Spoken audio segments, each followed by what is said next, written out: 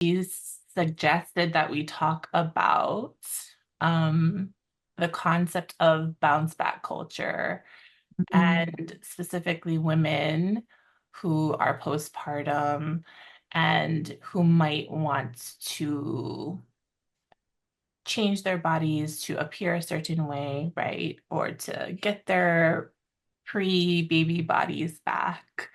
So I wonder what your thoughts on that are specifically as a registered dietitian. mm. Yeah, no, this is such a great question. And I think it hits you differently after you've had keiki and multiple keiki, right? You can really relate to that desire to want to change back or shapeshift back into that pre-baby body. So I have so much more empathy now with my moms after becoming a mom and experiencing postpartum twice that, that mentality is just so harmful for moms who are going through so many transitions postpartum, like physically, emotionally, mentally, all the things. Um, so in nutrition, we try to ho'i ike kahua, like go back to the basics of why nutrition can be supportive during that time. Like what are the reasons for the postpartum period for moms, right? It's for bonding with baby, it's for healing, for recovery, or for rest, or whatever their reasons might be in that season of postpartum. And how can nutrition and how can foods support you with that? Like what are foods that are great for milk making, right? Okay, let's talk about that. Milk making is hard work. Do you know you have to eat enough calories? And do you know you have to eat enough protein and drink enough water, right? So helping with the education on why food, why eating is important during that time versus the opposite of maybe feeling maybe the idea that they want to restrict themselves or, Right, you right. know, cut out foods during that time. So a lot of re-education on that can be so helpful and supportive. Yeah. And I encounter this too with my clients who are moms postpartum. Not so much the piece about wanting to transform their bodies back, but just this ongoing discussion of really about grief, right? Like missing an old part of themselves, whether that's the physical appearance of their body image or other aspects of their life, like more freedom, more time freedom, right? More Mhm. body autonomy, really, and the ability to have more um, like flexibility in what they can do with their life, right? Like more choices, because so much of your life revolves around your baby, especially in the beginning when baby's little, right? Mhm.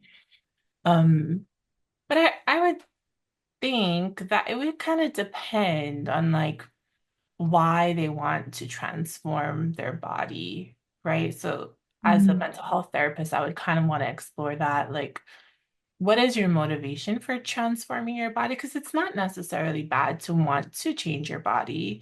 Mhm. But where is that motivation coming from? Like, is it coming from a place of disgust when you look in the mirror that you are so upset and um like rejecting the image that you see in the mirror?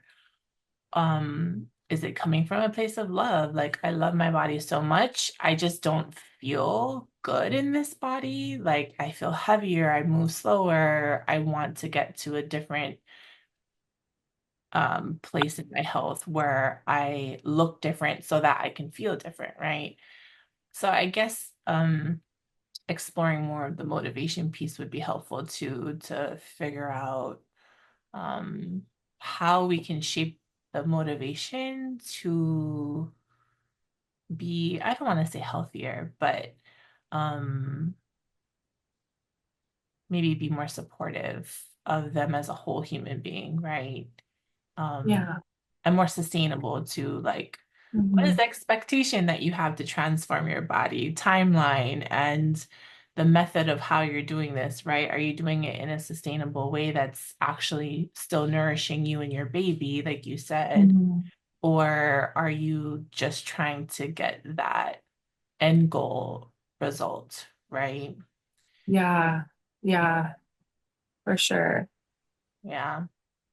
I think yeah, like you said, it really comes down to like the intention of like why they want to do the changes because those things can be so health promoting, right? Exercise and nutrition, those are great. Nobody's going to ever tell you not to focus on those things. But what is your mental health? Like, what's your capacity in those moments? And do some of those behaviors create more stress or create,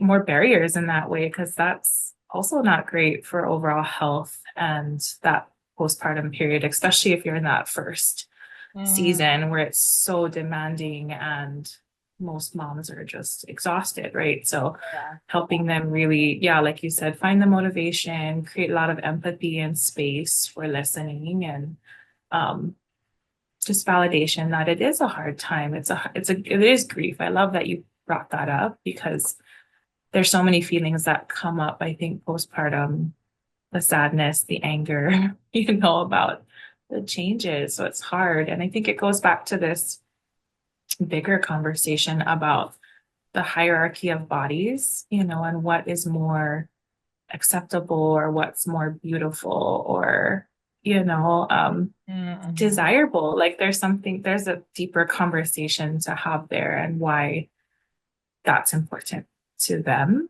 Yeah. That can help with the body acceptance as well. Yeah.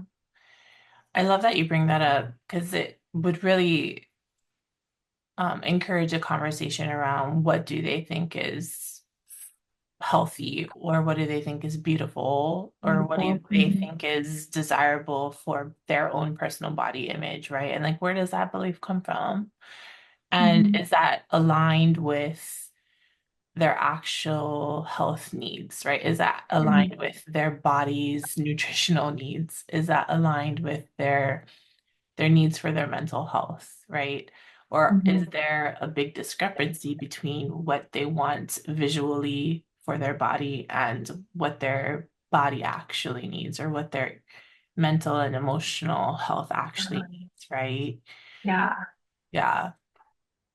Because I don't think there's anything wrong with wanting to appear a certain way, right? But like Mhm. you said, are you killing yourself trying to look that way? Or are Mhm. you working towards attaining that visual image, that body image, in a way that is still supportive of what you actually need nutritionally, what you actually need mentally and emotionally, right? Are you paying attention to your capacity? Like, do you really need sleep or do you need to go to the gym, right?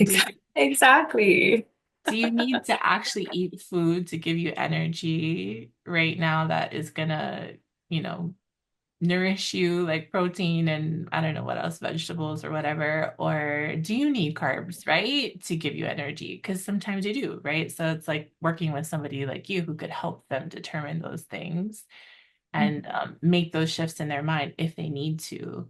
Um, for me, a long time, I don't know. I think a lot of, I think we talked about this last time, right? How a lot of us have um, learned these overall general kind of stereotypes or beliefs about certain food groups like carbohydrates, right? Like, oh, carbs are bad, right? Like, not necessarily. I think somebody else asked that. Um, yeah, that's the last question. I don't know if we want to just transition into it now, but it was just a comment about dieting and restrictions. Just saying dieting and restrictions are common approaches to food, but they often create like a negative relationship to with eating in general or a negative relationship to food. And Mhm. so I think the person talked about the comment was about we can have a negative relationship to certain food groups too, right? Like, oh, Mhm. sugar is bad, carbs are bad. Um, I don't know, things my parents grew up talking about too, like, oh, don't eat that, that's bad for you. So you kind of have these beliefs in your mind, right? For You sure. have that, negative emotion every time you see that thing and you're like, oh no, that's bad, but why do I want it? Should I eat it? No, I shouldn't. You're like, you know, all of that going on internally. Yeah, yeah, for sure. I think I can't remember if we talked about it here, but we grew up in the 90s, it was like, don't eat fat, it's so bad for you, like so we kind of I feel like we just like cycle through these messagings and then now it's like don't eat the carbs, it's those are bad for you. Now it's like high fat, it's like it's so much to keep straight, I think, for many folks. So like really helping them with like re-education on like, okay, what are these nutrients? Let me give you the basic description of like what is a carbohydrate? What does it do in my body? Why is it important? Hey, did you know that your brain like really loves the nutrients that come from carbohydrates and you think a lot clearer, so helping them really relate from like the way that this food works in their body and kind of unlearning that message and those beliefs about food is really a lot of the work of healing your relationship with food because there's so many different influences that shape our beliefs about food. Like you were saying, it can be family, it can be right now, social media is a really big one. There's so much marketing happening right now with Yeah. diet culture. So people are taking in messaging about food and bodies from a lot of different avenues. So Uh, um so yeah, it's a lot of learning and unlearning happening, I think, when we're talking about healing the relationship with food. yeah. And it's so overwhelming, right? Like I'm Very. overwhelmed. Just the variety of information out there. And then you have to worry about, okay, what is the source? Where is this coming from? Who's Yeah. giving me this information? Can I trust them that they are actually giving me factual information? Or do Yes. they have some sort of agenda because they're profiting off of this thing, right? Absolutely. Yeah. It's Yeah. like, I don't know. It's hard not to feel like, oh, we're doomed, and to remember that no, we are empowered. We can we can experiment with our own bodies and just like return to the source, right? Like we can notice what happens within our own bodies as we eat certain things, as we do certain things and become an expert of ourselves, right? Yeah. For sure. And I think that's a really good way to segue into the thought of like nutrition really needs to be individualized. Like this thought that you have this one plan or program or product that's going to work for every person is really, really challenging. It's like we're fitting all of the unique complexities about behavior and access and history and all of these things in one person, but trying to mold that into a diet, it just feels like it should be the opposite, right? We should be Yeah. making our diets fit towards what our preferences are, what's important to us, what foods we have access to, especially here in Hawaii. That's a big barrier to nutrition is just food, cost of food and getting access to um, fresh products. So I Mhm. think that's like a big conversation for folks too. It's like there's so many different things that influence our food choices. So how can we make the best decision for you as a human based on all your unique needs? Whether that's your health or, what you guys have access to or mobility, right? Some people don't have the same accessibility with nutrition and cooking. So like, how can we work to help you as a human with your eating? Yeah. When you do the groups at Keʻolamamo, is your demographic there an older demographic? Like, is it like kupuna or makua, or is it like, I don't know, who's over there?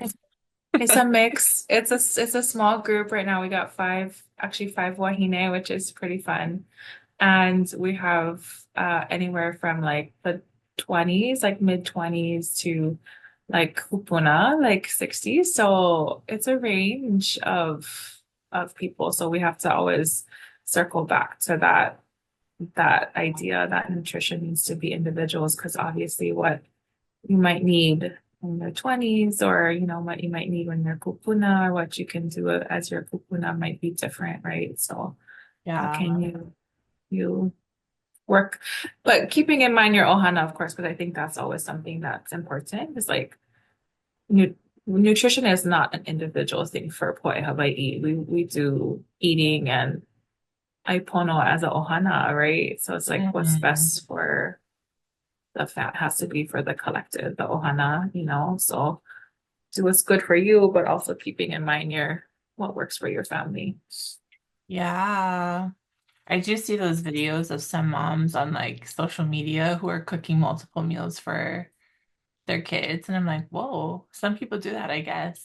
I don't, Yeah, must be and nice. yeah, I mean that takes a lot of I would assume that it would take more effort, but maybe it works for them, or maybe they have specific, you know, real specific needs, Allergies. allergies and stuff that Yeah, they need yeah. to do it out of necessity, or they just have the capacity to do that, or they Mhm. invest in that. But that is interesting because, um, yeah, in my family growing up, it was just mostly the food decisions, I think, seem to be out of convenience. Like, what do we have the time to put together for you folks? Like, it's coming out of a can, and or um, there wasn't a lot of thought put into an elaborate meal. It was just kind of, and I don't know if that's the case for a lot of folks, but I would assume that that was pretty common, because people are working and people are surviving and people are just doing the best that they can, with what Yeah, they have. Yeah. totally, totally. It's definitely the common experience. I think with food, it's sometimes becomes like an afterthought because, like you said, there's so many other priorities to take care of. Um, and so how do we help them create some value again for nutrition and for food, like whatever they have the capacity for, of course, but like to help them understand that that can be really like helpful for them. It's just simple meal planning. It doesn't have to be maybe what you might see like at the gym, for example, or like a bodybuilder type meal planning, but like it could be simple, like, okay, what is going to be on the menu for dinner this week? And because really just taking some of that mental load off and putting it on paper with the planning is really great for stress, right? And it is actually can be more helpful in executing some of these behavior changes because then you're not sitting with it in your head throughout the whole week of like, okay, I gotta make dinner. I gotta make dinner. What am I gonna make for dinner? Honey, what are we gonna make for dinner? And then it just it's like 5 o'clock and we still haven't had a plan. So sometimes that can also be helpful for folks is like having a routine um Mhm. with meals too. Yeah. Yeah. I love that attention to the stress that meal planning can add to life, right? Because that does accumulate that little stress every day with the decision making of what am I gonna cook? When am I gonna cook it? When am I gonna go to the store, right? Oh, I forgot to get this and all of that. I've also seen people who create meal plans which are really thoughtful. It's like, okay, we're gonna use generally the same ingredients for the week. So um there's less waste, right? Mm. There's less cost involved Yeah. because when I was home with my kids, I took a break from my full-time counseling job, but I did for a little bit teach like financial education classes for couples as like a third party kind of a job. But the number one cost for couples and individuals here in Hawaii for living expenses always food. So Mm. expensive, right? Just So like expensive. Yeah. and we would work on trying to collaborate with them and figuring out okay, how can you lower your food costs and kind of stick to a realistic budget. And it's difficult. It's so hard. And I think we've just seen with the inflation, just the rising cost of groceries. It's been a really difficult thing. So I think that's always a good conversation for us in session is like, um, you have to do what's right for your ohana. And so some of these like general labels and like messaging on food as like certain foods being better. Again, there's like a hierarchy of food as well as like what's like better or like superior to other forms. And most times people will place like processed foods or things that are packaged as sort of on the bottom and fresh, unprocessed things on the top, in my opinion. But it's like some of those other options like can be really helpful if budget and resources are limited to you. So there's a lot of pressure for them to do things right. And I think maybe that stems from like perfectionism or other tendencies that we have. But in my opinion, fed is best first and foremost. The food insecurity is on the rise. I think Yeah. Hawaii has one of the second highest rates of food insecurity in the country. So, and keiki especially. So, how do we help families feed their families first and then figure out what are some ways that we can add more nutrient dense foods into that, whatever they have access to. Um, Mhm. yeah, Yeah. And I think that's so important. What it made me think of was, being in spaces with other moms who I think mean well, but are sometimes judgmental about like what you have on your kid's plate or what you fed. Like if you're just mentioning in conversation, like, oh, last night we went here to this drive-through because like we didn't have time or whatever. And sometimes a judgment that comes through from other moms or just other people and family members, maybe sometimes like, oh, how come you fed your kids that, right?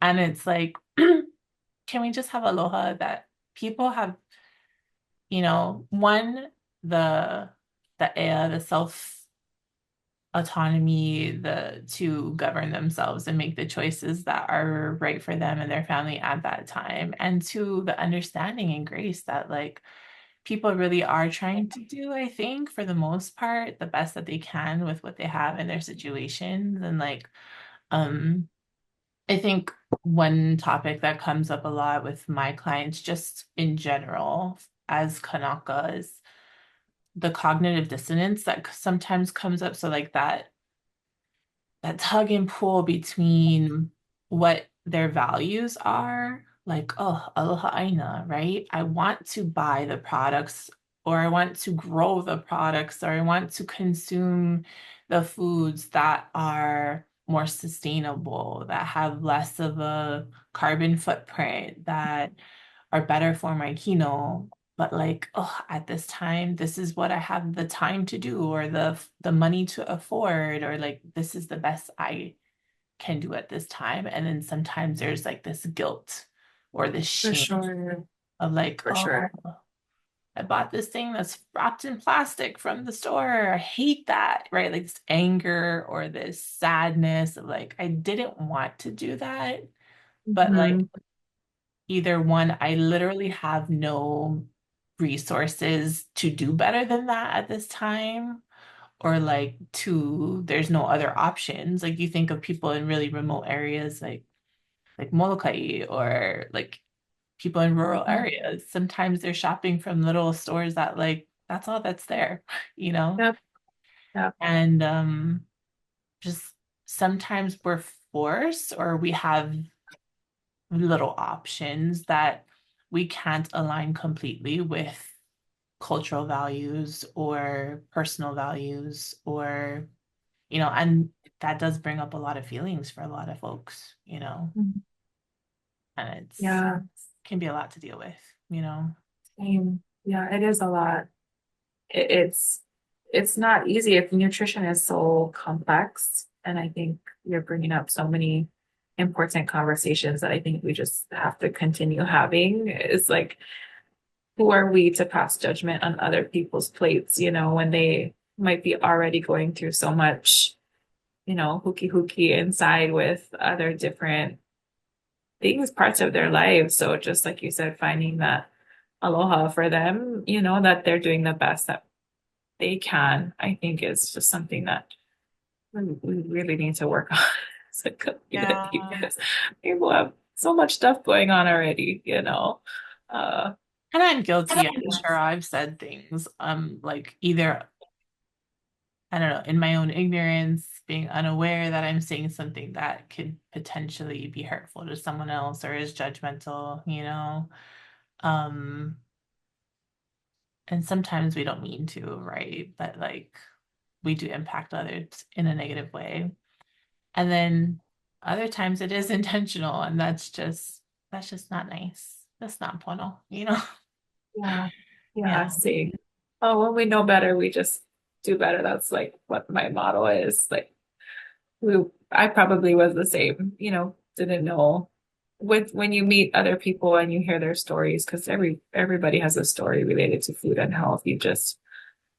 We understand a little bit better. And that's how I guess we are self-compassionate as providers to do better in the future, at Mhm. least for me in my experience. Because yeah, I live with that guilt too. Like, why did you do that? Oh, it's so Mhm. nails, Mary. Oh, self-forgiveness, right? So yeah, Try to fully do better. work in progress.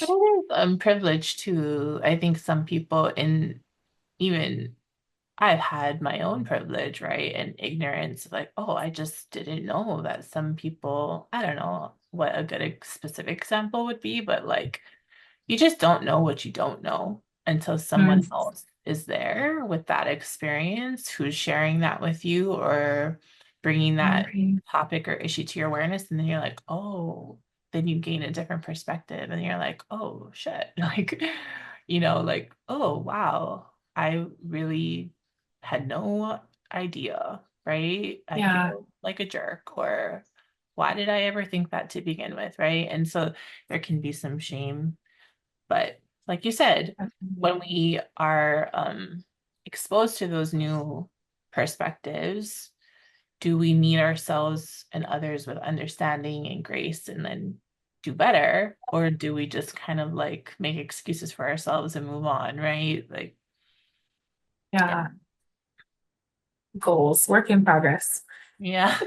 But I think on the topic of aipono, somebody just said in general, can you talk about aipono? So in your perspective, what do you think aipono means?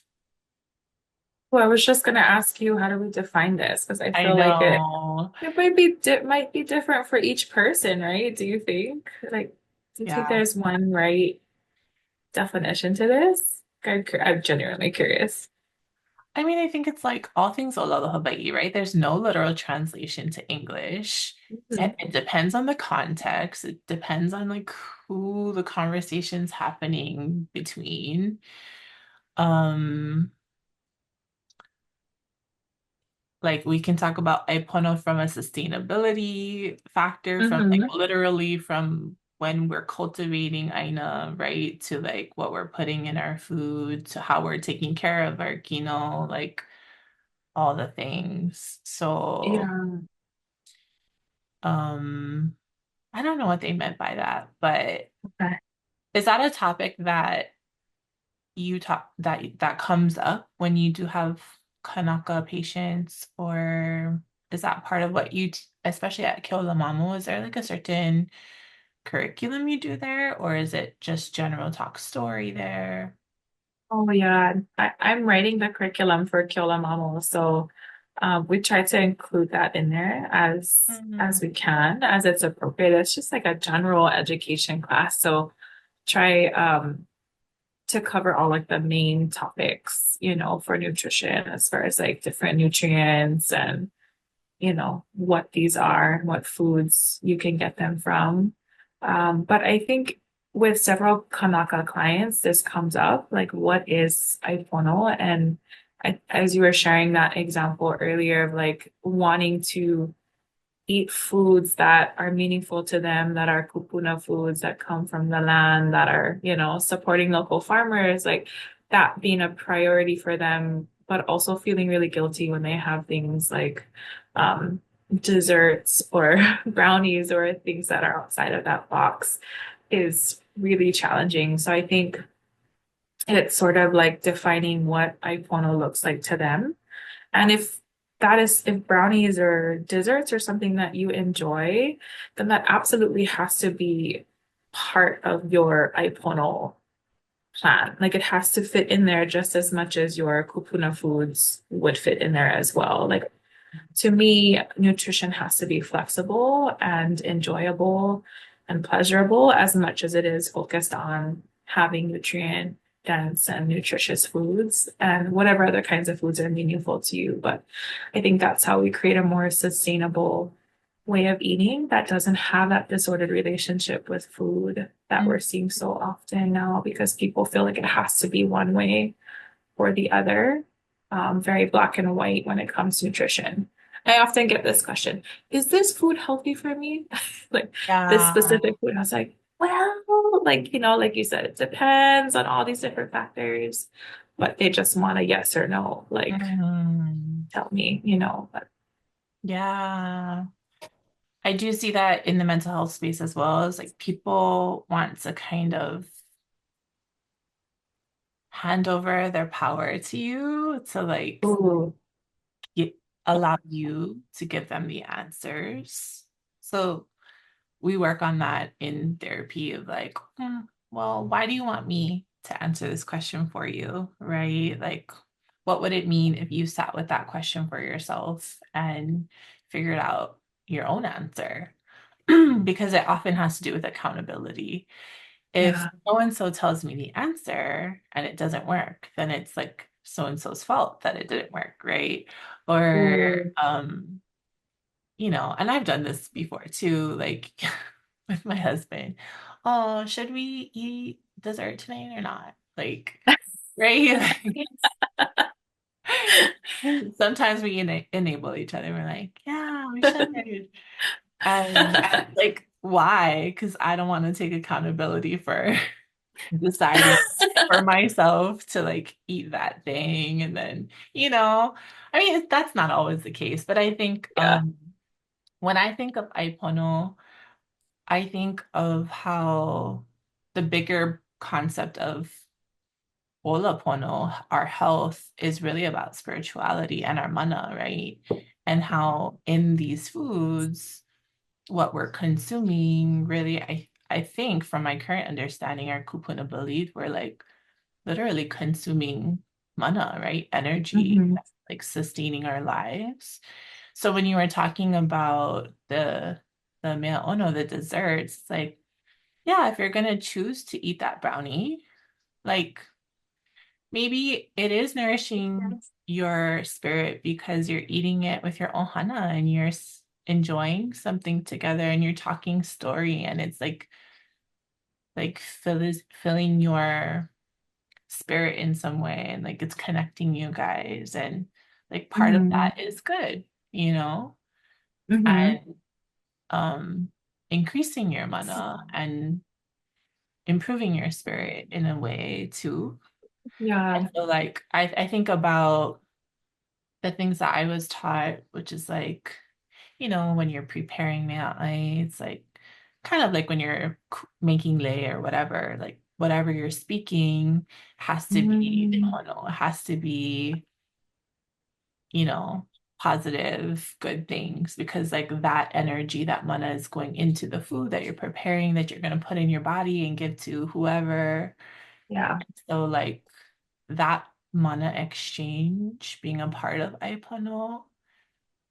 So that's kind of what I think about the mm, spiritual mana part of it.